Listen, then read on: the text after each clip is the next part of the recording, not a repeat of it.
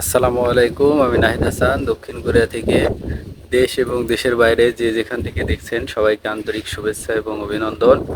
প্রথমে বলে রাখছি, আজকের ভিডিওটি মূলত এক ভাই এবং এক বোনের রিকোয়েস্ট ছিল যে কোরিয়াতে আহ, ইবাদত বন্দিগির ক্ষেত্রে কোনো বিধিনিষেধ আছে কিনা, এবং আর এক বোন প্রশ্ন করেছিলেন যে কোরিয়াতে মহিলাদের কাজের অবস্থান সম্পর্কে, কাজ কিরকম কাজ হয়ে থাকে সে বিষয়ে আলোচনা করব আজকে।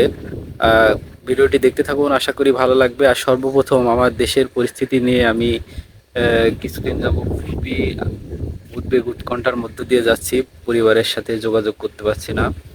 উম, সব মিলে একটা খুবই খারাপ অবস্থার ভিতর দিয়ে যাচ্ছি। আর সকলের প্রতি একটা অনুরোধ থাকবে, আপনারা কুকুর, পুলিশ এবং ছাত্রলীগ এসব থেকে দূরে থাকবেন, নিরাপদে থাকবেন, সুস্থ থাকবেন। আশা করি আমি যে বিষয়টা বলতে চেয়েছি আপনারা বুঝতে পেরেছেন। আর যে কাজের যে বিষয়টা আছে কোরিয়াতে, মেয়েদের কাজের যে বিষয়, সেটি হচ্ছে মূলত এখানে আপনার মেয়েরা মূলত কোমলমতি হয়ে থাকে, আপনারা সকলেই জানেন। সেক্ষেত্রে কোরিয়ানরাও জানে যে মেয়েদের দিয়ে কী ধরনের কাজ করানো যেতে পারে।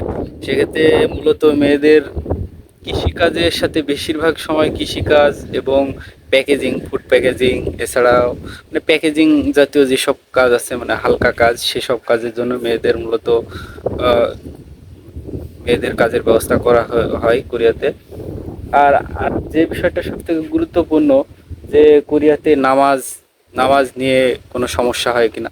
আসলে কোরিয়া মূলত একটি অমুসলিম দেশ, এখানে মুসলমানের সংখ্যা খুবই কম।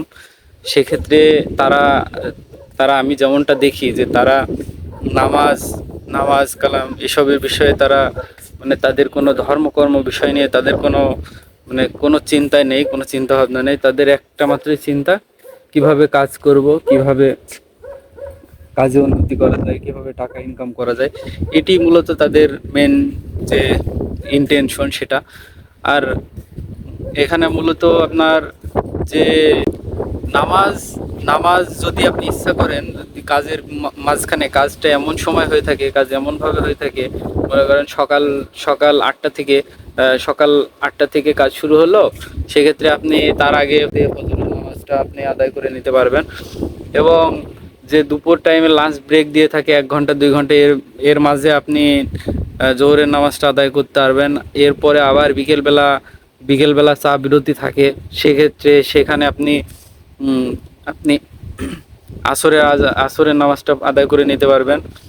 এবং কাজ শেষ হওয়ার পরে আপনি মাগরিব এশার নামাজ আদায় করে নিতে পারবেন। সর্বোপরি এই বিষয়টা মূলত নিজের উপরই বর্তায়, কারণ এখানে অমুসলিমদের সাথে থাকার ফলে, অমুসলিমদের সংস্কৃতি কালচারের সাথে মেশার কারণে কিছুটা মানে সমস্যায় পড়তে হয়। সেক্ষেত্রে আপনাকে নিজে সচেতন থেকে নিজের জায়গা থেকে সর্বোচ্চ চেষ্টা করবেন, চেষ্টা করলেই সম্ভব যে নামাজ আদায় করা।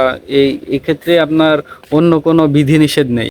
আশা করি আমি যে পূর্বে যে একটা ভিডিও আছে যে কোরিয়াতে ইসলামের আলো, এরকম টাইপের একটা ভিডিও আমি দিয়েছি, সেখানে দেখলে আপনারা বুঝতে পারবেন যে খোলামেলা একটা একটা পার্কে কোরিয়ানদের মাঝে বই বিতরণ, ইসলাম ধর্ম সম্পর্কে তাদের জানানোর যে চেষ্টা, সেটি আসলে করা হয়েছে। এটি যদি মূলত আমাদের দেশে এরকম পরিবেশ তৈরি করা যায়, তবে সেক্ষেত্রে অনেক বিধিনিষেধ বাধা আসবে। এটা আমি আমি মানে শিওর যে এভাবে আসবে। সেক্ষেত্রে আমি মনে করি যে আমাদের দেশ থেকে কোরিয়া অনেক নিরাপদ।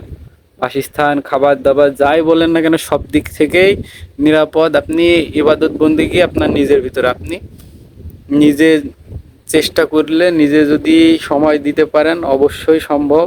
এটাকে আল্লাহ তাআলা সকলকে সেই তৌফিক দান করুক যারা কোরিয়াতে আছেন।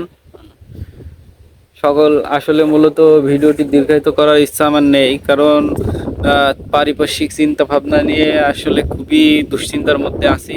সকলে দোয়া করবেন দেশের সার্বিক পরিস্থিতি যেন স্বাভাবিক হয়ে যায়। আর যেটা বলার সেটা হচ্ছে, আসলে আমার চ্যানেলের মাধ্যমে যে আমি যে খুব বড় কিছু করব এরকম ইন্টেনশন আমার নাই। আপনারা আপনারা যাতে কিছু কোরিয়া সম্পর্কিত কিছু ইনফরমেশন পান, মূলত এই কারণেই আমার ভিডিওগুলো বানানো। ভিডিও ছাড়া সময় সুযোগ কম হয়ে থাকে, এর মাঝেই আমি কোরিয়া সম্পর্কিত বিভিন্ন তথ্য নিয়ে আমি ভিডিও তৈরি করি। আশা করি সহযোগিতা করবেন, ভিডিওটি আপনার প্রিয়জনকে ছড়িয়ে দেবেন। যদি তথ্যবহুল হয় মনে হয় আপনার কাছে, অবশ্যই আরেকজনকে জানানোর সুযোগ করে দেবেন। ধন্যবাদ সকলকে। আর যারা কোরিয়া আসবেন চিন্তা ভাবনা করছেন, তারা কোরিয়া সম্পর্কে আগে বিস্তারিত জানুন। বিস্তারিত জানার পরে এই লাইনে আসুন, নতুবা পরবর্তীতে আমাদের মতো যারা ইনফরমেটিভ ভিডিও তৈরি করে, ভিডিও দেয়, তাদেরকে গালি দেওয়া ছাড়া আপনার কিছুই করার থাকবে না। কারণ এটা অনেক সময় সাপেক্ষ ব্যাপার। আশা করি বুঝতে পেরেছেন আমি কি বলতে চেয়েছি। আর সকলকে ধন্যবাদ।